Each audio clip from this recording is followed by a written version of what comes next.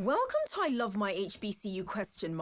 The podcast where we express our undeniable love for HBCUs, but where we are also not afraid to address a few tough questions. So, sit back, learn a little, love a lot, and rep your HBCU. Well, I have Sadé McCreath with me. Even if everyone doesn't know her name, I know you saw her. If you watched Summer Olympics 2024, you saw her. And I'm excited because she's also, Tosin, you're going to let her speak in a second, but she's also the first student or alum that we've got from Bethune-Cookman University. So, Sadé, welcome. Thank you so much. Thank you for having me. I appreciate it. Absolutely. How are you? And I'm gonna go right to it, even though the audience won't see this for a minute. How was that experience? Was this your first Olympics? How was the experience? So it was my first Olympics, and when people ask me, I still don't have the words to describe what it was like. It was definitely a learning experience because I learned so much in that very short time that we were there, but because the Olympics was something that I've always wanted to go to and I always wanted to become an Olympian, it was like an outer body experience. Like I couldn't believe I was there. Like I caught myself saying like I'm at the Olympics. Like I'm here. So like it was I can't describe it to you. I I really love it. can't. So I absolutely I love that you're being honest about that. Mm-hmm. Because in my brain, you guys are not real. Okay? And here's this is what I mean when I say that. When I see you guys at the Olympics, granted, the Olympics happens every 4 years. It's a supposed small part of your life, but you're training so much to get there that it is Yeah. not a small part of your life. But I just see you as these people who belong at the Olympics and nowhere else. Mm-hmm. But that is farthest from the truth. So beyond being an Olympian, what else does Sade do? Not many other athletes say this, but I also work. So I work full time as a probation and parole officer. Wow. Yeah. So when I'm not on the track, I'm usually in the office dealing with my clients. Wow. You Yeah. you said something that I'm glad you said it before I did, Mm-hmm. because that's what I meant when I say you guys are not real to me. You're not Mm-hmm. real humans. You're just these superpower Olympians. Mm-hmm. But it's because we don't get a lot of you telling us that beyond your sport, you work Mm-hmm. every day doing other things. Mm-hmm. Now, and I'm going to ask you to forgive me ahead of time. When I think of, and this is, I promise you guys, I'm not stereotyping, I promise I'm not. But when I think of Sade, the track Olympian, Mm-hmm. and now you tell me you are also a parole officer, a probation officer. Mm-hmm. Help me marry those two together. And I'm sure it has something to do with your major. Help me Mm-hmm. marry those two together. So I went to school for criminal justice. I've always had a passion for law. Like I swore up and down I was going to be a defense attorney and I was Hmm. going to defend people that were um, treated unfairly in law. And I could not handle another 4 years of school. So after I graduated, I decided to think of something else that I wanted to do, and I got into probation. Um, I can't really marry the two because I feel like sometimes I'm two completely different people. Like when I'm at the track or when I'm competing, I am this superhuman, this I am capable of any and all things.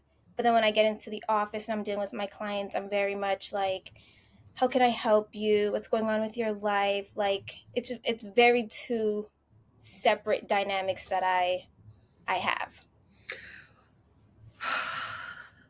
For those of us that don't know and don't watch, I watch an inordinate amount of television Mm-hmm. related to criminal justice. Don't Mm-hmm. ask me why, but I do. So I happen to know what probation officers do. Mm-hmm. And when you call them your clients, I love the respect that you've Mm-hmm. chosen to give to the persons that, end up sitting in front of you. Mm-hmm. But for those who have absolutely no clue, Mm-hmm. and without giving us all the gory details, what does a day in the life of Sadé, the probation officer, look like?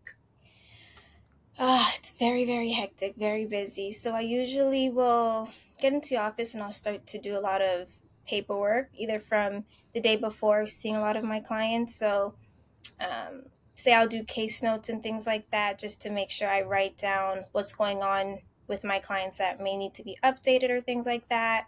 And then I'll start to meet with my clients maybe around 11 ish in the day. I'll meet with them, talk to them about what's going on, make sure they're going to programmings and whatever their needs are for each client. I just make sure they're staying on top of that. And then, unfortunately, sometimes I have to breach clients if they're not following or complying with their probation order.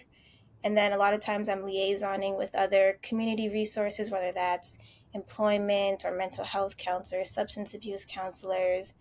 And then maybe that'll bring me to the end of the day on a good day if there's not a fire that I have to put out, because also with my clients, there can be a lot of emergencies that come up. So yeah, that's a regular work day for me.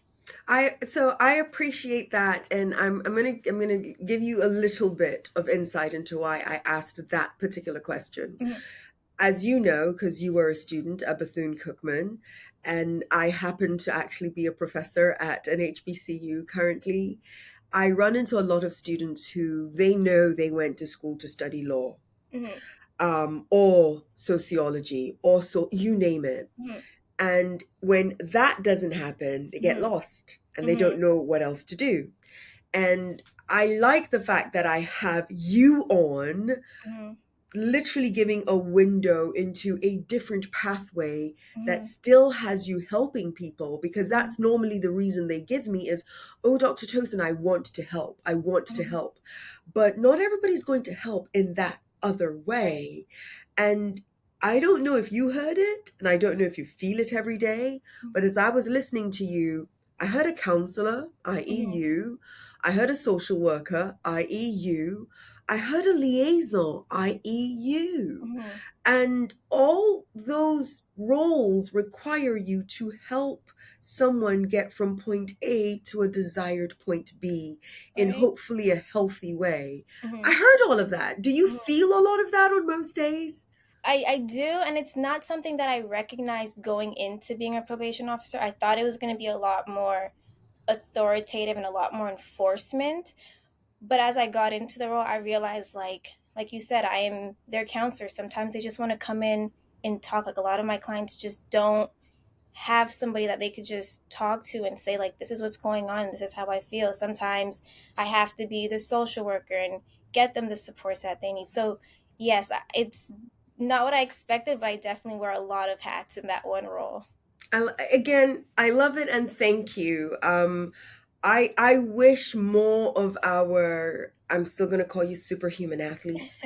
I wish more of our superhuman athletes will tell us about the other side of the things Mm-hmm. that they do, because a percentage of our current college athletics Mm-hmm. are not going to always get there. So to Mm-hmm. hear all these other options Yeah. is very, very healthy. I don't like it when a student athlete is sitting in front of me, they're about to graduate, nobody's picked them for one team or another or Mm-hmm. for the Olympics, or they haven't qualified for the Olympics, sorry, and they're lost. They Yeah. really don't know what's next. And I know people are going to say, oh gosh, Tosin, it's not just the athletes. I get it. Yeah. I get that a lot of graduating seniors might feel lost as they're graduating, but Shadi already knows this. So right now I'm speaking to just the student athletes out there, or just students out there.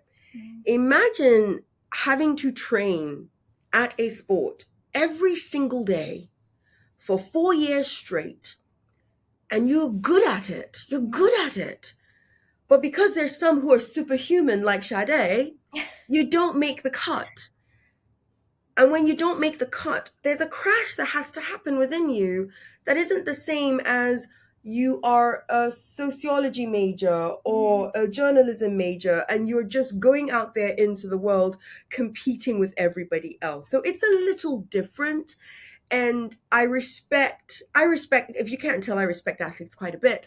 I respect that an athlete is willing to say, hey guys, you've got to figure out your pivot, because that's what I'm hearing is you figured out your pivot, and it sounds as if you are settled and appreciative of your pivot. Is that accurate? Yeah, very much so. Yeah. I think for Okay. me, very much like to what you're saying, I didn't want to get to that point where I graduated or I was a year out of school and I didn't know what I wanted to do. So I just spent a lot of time figuring out what do I like, what can I see myself doing. And I don't think, unfortunately, enough athletes have that mindset because we're so hyper focused on I want to be the best. And that's a great thing. Like, you need to have that mindset. But I think I always knew athletics was going to come to an end, whether I wanted it to, or injuries, or whatever the case may be. Hmm. So I needed to have that backup plan. So, Wow. Well, we're gonna get to this in a second. You're gonna train for LA yeah. 28. Okay, okay, okay. So I want to hear what training sounds like for you in a second. But before I get to that, I have this thing. It's the rapid fire segment that I throw at every single guest. I'm going to ask you as many questions in 67 seconds, Okay. and I look forward to your answers. Are you ready? Yes. Yes. She if you notice, she did this quick glance over like, oh my gosh, am I really ready? She's ready. Okay, Sade, describe your HBCU experience in one word. Fun. Fun. I love it. Ooh, I love this question. If your time in college was a song, what song would it be? Oof. I don't even know. Some soca song. There's a Some soca soca. song that me and my suite mates would always play. Some soca song. Some, we'll take it. We'll take the soca songs. If you remember, what was your best meal in college? Fried chicken. Fried chicken Wednesdays. That's like the consistent Mhm. response, just FYI. What would you have wanted to tell your college roommate but didn't? Thank you for being my support. That is so sweet. Yeah. Oh my gosh. Okay, so you're eating up her time. Shout out your favorite professor and what did they teach? Dr. Yusuf, and she was my, what was the class? Like research and methodologies Okay. professor or something like that. Okay. Yeah. Okay. Okay. On a scale of 1 through 10, how good of a student were you? I'm going to say a solid 6. A solid 6. Yeah. Listen, Sade, you win the award for honesty. I love it. Very few would give themselves a 6. Yeah, You no. win the award. You win the award for honesty. Our 67 seconds are up, but I Okay. always I take the liberty of always asking one more question. Okay. If it weren't your sport, Mm-hmm. what sport would you want to compete in? Ooh. I want to say gymnastics. I started off as a Gymnastics. gymnast, and I feel like if Bethune-Cookman had a gymnastics team, I probably would have tried Wow. out. Yeah. Wow. For those who don't know, what is your sport and what is your it's I've said track and field so many Mm-hmm. times, I know. But what are your races what are the races you compete in, but what are the races you love as well? So I obviously do athletics, track and field, and I compete in the 1 and the 200 meters and 4x100, and I love the 100 meters. You love the 100 meters. Yeah. So don't ask me any questions after I make this statement, okay? Okay. So I ran track. I sucked, totally sucked. And it's probably why whenever I meet persons like you, I'm like, Lord have mercy, look at how amazing they are. Because I just totally sucked at it. So don't ask me what my time was. Don't ask me anything. It was horrible. Let's just agree that I sucked, okay? You are from Toronto, Canada. That's actually where you're speaking from right now, which is Yes. amazing. Tell us your college selection journey. Who goes from Toronto, Canada Mhm. to Bethune-Cookman? Mhm. Walk us through that. Okay, so people are gonna make fun of me when I say this, but when I was a little girl, there was a movie that came out. It was Drumline, and Okay. from that moment, I used to watch Drumline. First of all, every single weekend. Like I would get up on Saturdays, have breakfast, and I was watching Drumline. And so I always wanted to go to an HB. Like it just looked like the majorettes, the marching band, the sorority. Like that just seemed so appealing to me to be around people that look like you all the Yeah. time. And yeah, growing up, I just always wanted to go to an HBCU.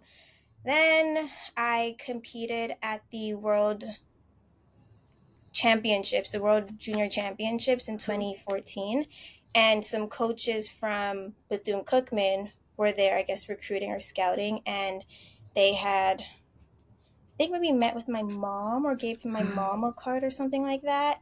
And they wanted me to come to Bethune Cookman. At the time, I didn't know Bethune Cookman was a HBCU. And so once I had done my research and all that stuff, I was like, oh, HBCU in Florida where it's hot? Yeah, I'm gonna go there. So that was how I picked Bethune Cookman. Wow, I'm sure Bethune Cookman must be not just, I don't want to say lucky, no. I think it's a blessing that you found each other, because there's FAMU. Hmm. There, if we go outside of HBCUs, up the street there are a few other Hmm. universities. Yeah. It sounded as if you kind of, it sounds like you were led to Bethune Cookman. That's what I'm hearing, because Mm, it could have been any other. it could have been, and I think like looking back, it was so simple. Like I could have looked at so many different, like what was their program like? What are the coaches like? What is the statistics of graduate people grad? Like I could have looked at so many different things, but it was just simple. It was an HBCU. It was in Florida.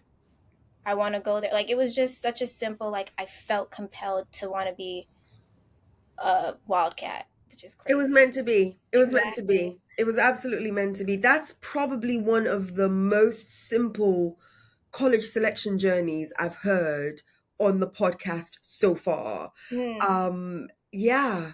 Wow. That's impressive. Isn't it amazing how if some things are just meant to be divine, that's Mm. just how it's going to work out? Because that's what I'm feeling as I listened to what you said. Mm. All right, so I said we were coming back to Yeah. LA 28. And when I tell you, did you watch the closing ceremonies? I didn't. I was in the closing ceremony, so I got to see like it was like a performance. I don't know if what you guys saw was what Saw. we saw I don't think because I so. think you guys saw like a performance and Girl, some like I don't think we saw the same thing, but girl, girl, once we are done recording, I need you to go on YouTube and look at, when I tell you, I have a little dog and she's like, what is wrong with this lady screaming? I was screaming from the second Tom Cruise brings the flag down.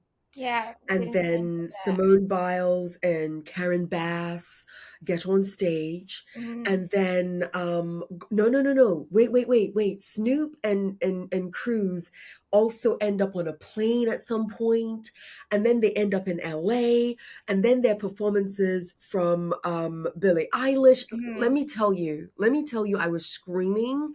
I don't know how I'm going to get there, but I'm going to be there. Like I have to be there for LA 28.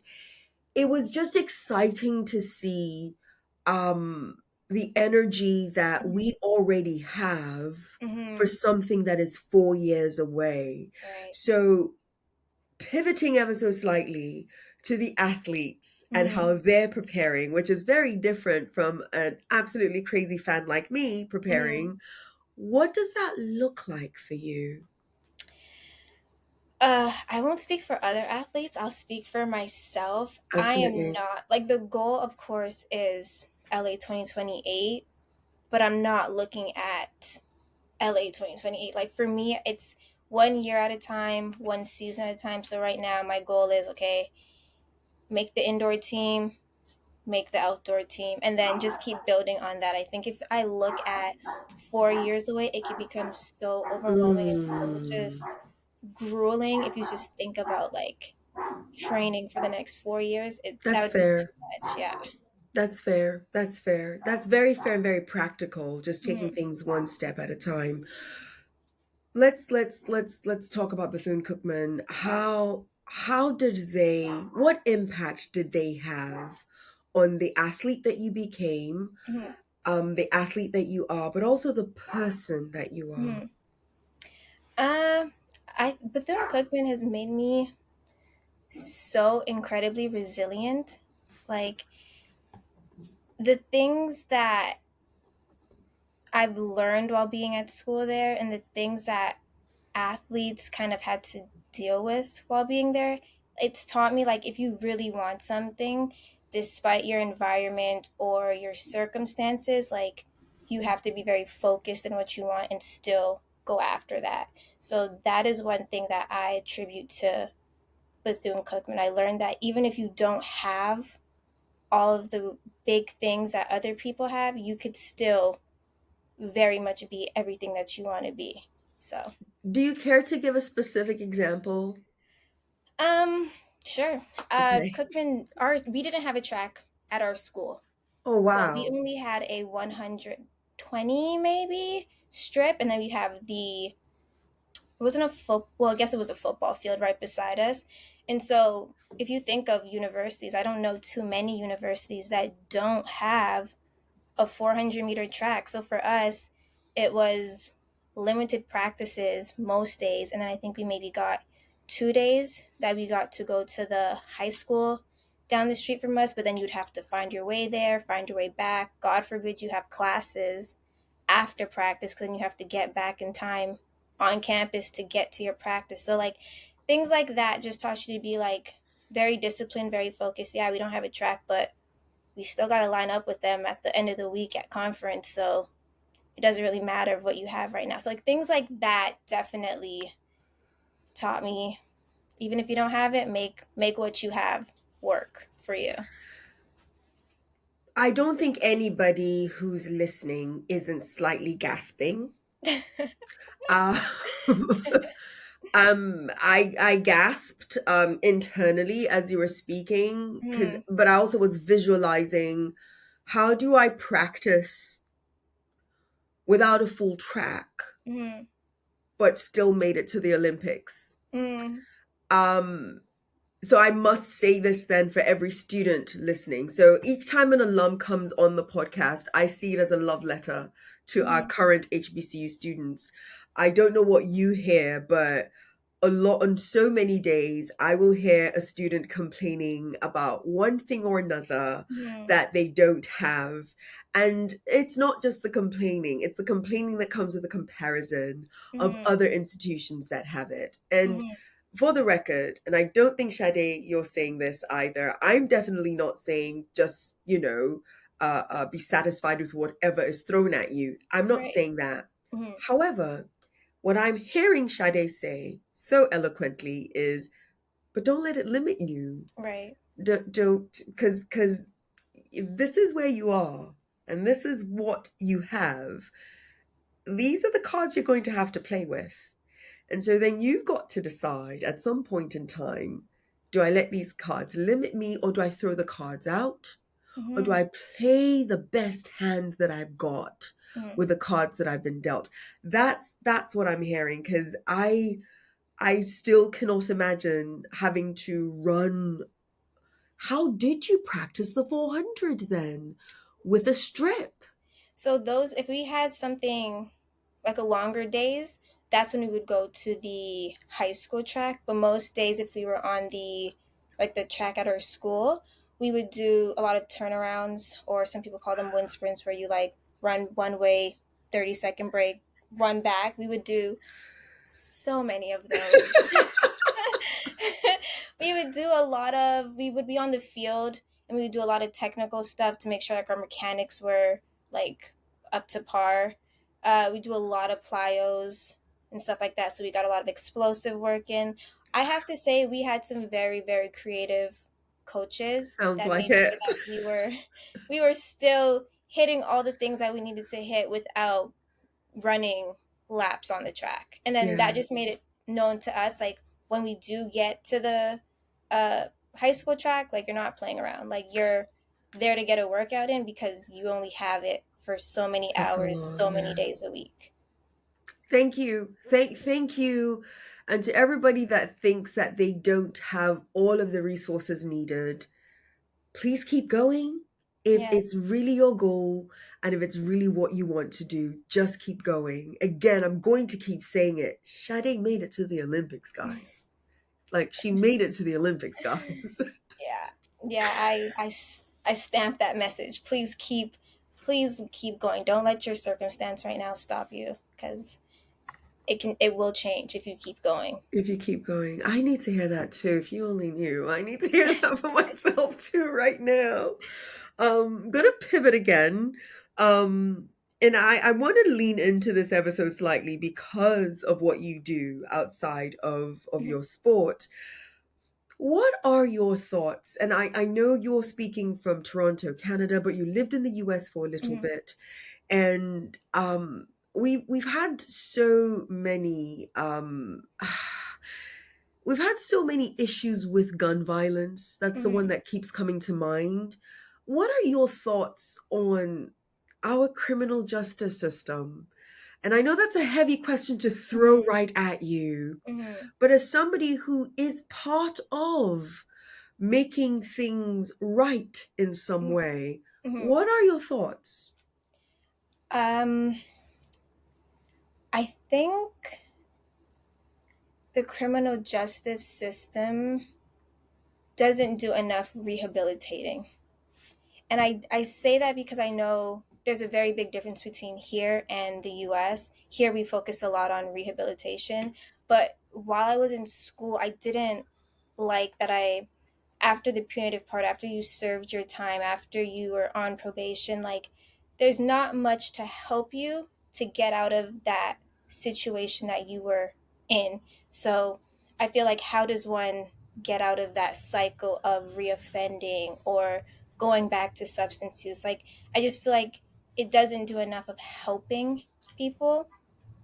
That's my first opinion on that. And then gun control. I'm Mhm. Canadian. We don't have, I'm not gonna say we don't have guns, but it's not our amendment here. So gun control is just, I don't understand it. I genuinely don't, because here we don't have that need, or that, like, we don't believe, like, I need to have my gun with me, like, it's my right. Like, we don't have that, so I could never understand why there was such a debate, controversy over it, just because it's not something I've I grew up with or was introduced to. And I feel like, with everything that's going on, if we don't recognize, with mass shootings or just killings in general that have guns, like, we should probably look at policies that we have in place and change some of them, because we're clearly going the opposite way of where your amendment started from. If that makes sense. You know what I mean? Total sense. So initially, I thought it was an unfair question to ask you, but then the more you spoke, and then the more I thought, I say it is actually a fair question to ask you, Mm-hmm. for not even for what you do for a living, Mm-hmm. but for the fact that you are a Canadian, Mm-hmm. and you don't have a history Mm-hmm. with the Second Amendment as the United States of America does, number Right. one. But number two, from the very little I know of Canada, you also don't have a history of access to guns Mm-hmm. in the manner in which there is a Mm-hmm. lot of access to guns in the US. So it is a fair question to ask you, in the sense that we get to see the two sides, a Mm-hmm. country that does not deal with that and a country that does. And I don't know anyone that I've spoken to in the last, gosh, 20 decades, 2 decades, I said 20 decades, 2 decades, that would agree that this, i.e., the United States of America's policies on guns, is better than a place like Canada, for example, Mhm. where we're not saying there isn't any violence. Of course Mhm. there is. Right. But no other country in the world, if we're being honest, deals with the level of school shootings Right. that the United States of America does. We're not saying it hasn't happened anywhere else. It Mhm. has. But the frequency is nuts over Mhm. here. Yeah. Um, and I wish you and I were the only two people, or persons like think like us, were the only Mhm. two people that needed to get into a room and change the policy. Mhm. But that's not the case, and that's disheartening. And Yeah. my apologies, but this is especially on my mind because we've had two recent school Yeah. shootings in August, September 2024. Mhm. And it's like, here we go again. Mhm. And here's the worst part, Sade, and this is where I'd like you to talk a little bit more about the rehabilitation Mhm. and that you're involved with. We're getting desensitized Mhm. towards it. And that desensitization increases our appetite for it. Yeah. That scares me to pieces. Mhm. Yeah. I think it's so sad because when I think about it, like I remember, oh, I can't even, I'm lying. I don't remember the first time I heard of a school shooting, but I feel like they're getting younger almost. The shooters are getting younger, and Well, that's what's yeah. scary to me. And I feel like there are so many signs that people can see if there were the right people in place. Hmm. You know what I mean? Hmm. And so I feel Hmm. like we're not doing enough. Um, mm, no, I won't say it like that. I grew up with the idea like it takes a village to raise a child, and I feel like there's not enough of that anymore. I feel like we send our kids to school and teachers are there to teach. You send them back home, mom and dad are busy, understandable, but there's not enough of how was your day going? What did you learn? How are you feeling today? What happened at school? Like there's not enough of that. So when now kids are Hmm. dealing with mental health issues or they're being bullied and all these things, they don't have anywhere else to go. And then if they're seeing, oh well, this happened in this state, well, it's becoming the norm, unfortunately, and I Yeah. think that's where the problem is. Yeah. Yeah. What's sad about our conversation currently is it keeps happening. What's sad about our conversation is it doesn't change anything. Hmm. And that makes me sad. Every single time there's another school shooting, we hear the outrage, we hear the prayers, we hear Hmm. the desire for change, we hear the desire for policy change, especially. And give it about 2 weeks or about a month at most, Hmm. and everyone's just back to doing the exact same thing and carrying along their day. Of course, excluding, and this is not being insensitive to the persons who might have lost lives and the Hmm. families that they were from, because they deal with it a little bit differently than the rest of us do. But the rest of us just move on. Hmm. That saddens me when I think Yeah. about that. Yeah, okay, Tosin. I didn't mean for us to go into a slightly Uh, sad place. no, these are important conversations that need to be had. I think so too. So thank you. Thank you for indulging me. Other than the idea that you did not have a full track at your amazing HBCU, Mm. what was the most or what were other challenging aspects of attending an HBCU? Um, And if there I think weren't any, no, hey. no. There were She's like, no, there that's were not what quite I'm a bit. saying. Yeah, I'm trying not to leave it all athletically, but I think just to go back to like the mental health part of what we were just Absolutely. talking about, I don't recall being able to say, "Hey, I'm feeling this way and I really need to talk to somebody." I don't Hmm. recall there being mental health counselors available for athletes because I was an athlete, but then I don't even know if there were any available for just students who might be feeling stress. Absolutely. because of their academics or home life or whatever was going on. So I feel like now hearing my teammates or colleagues' experiences when they were at other universities, and I hate to compare, but hearing what they had and what we didn't, I think that's something that uh, we missed out on. I Yeah. feel like, oh, what else was there? Are you sanitizing? No. Like, are you thinking, okay, I don't want to say that. I'm not going to say that. No. A little A bit. little. And you want to know why I asked? The way your eyes went up, like, okay, no, not that one. This one, not that. That's why I asked, is she Mm, sanitizing? yeah, because it wasn't all bad, and I'm so intentional of when I speak about Bethune-Cookman, especially. I never want it to seem like it was a terrible school and I had a terrible like I'm cautious of that because that's not what it was, but it definitely lacked in a lot of areas, unfortunately. So how about this? Because if whenever I ask one side, I always ask the other. Mm, So brag on Bethune-Cookman. okay, so So not the most challenging. What were your best moments, your best memories of my Bethune-Cookman? my best memories were, of course, my friends.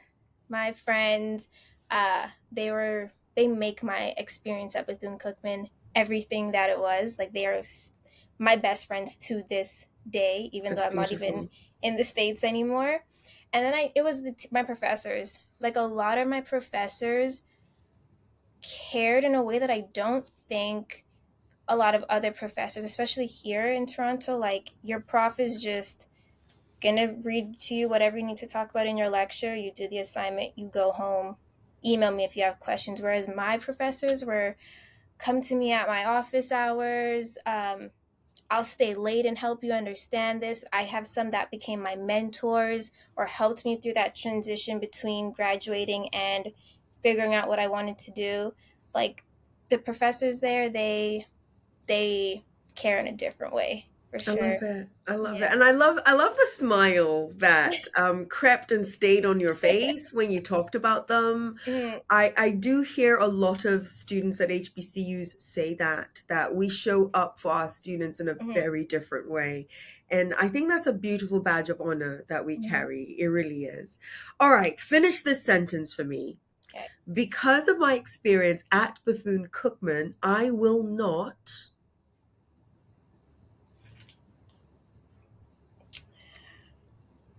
Be a track coach.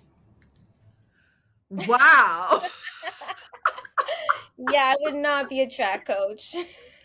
That's a unique one. That is a unique one. Oh, I love it. I Sade, I listen. I love you. I love most of our guests, to be honest. And when people watch the podcast, they're gonna be like, "You say that to everyone, but you guys are amazing. You guys really, Thank really are amazing." And I like how different everybody's responses are. I would not have guessed in a million years that that's how you would end that sentence. But I Yeah. also think it's pretty perfect that you ended the sentence that way. Oh my gosh. Well, we're almost at the end, and granted, we talked heavy. Mhm, We talked the superheroism of this Olympian. But I'm also sure that there are a number of things that I probably could have talked to you about that mhm. didn't come to mind. Is there anything that you would want to share with our audience, that you're either working on, or just a message that you want to leave either alum or even our students before we sign off? Um,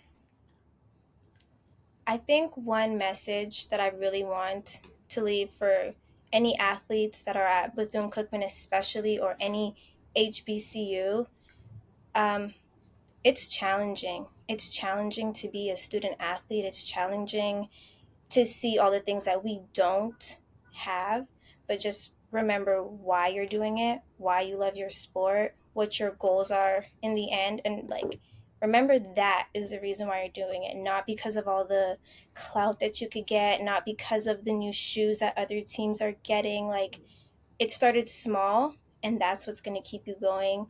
And if you really, really want to do it, keep working at it, because I had so many moments where I wanted to give up and I thought track was not for me and Hmm. I wanted to stop. But please just keep going. That would be my message. Sade, thank you. Like I said earlier on, you mentioned resilience much Hmm. earlier on as your word, and then as you told your story, and then I told you about you being, writing a love letter to our current students.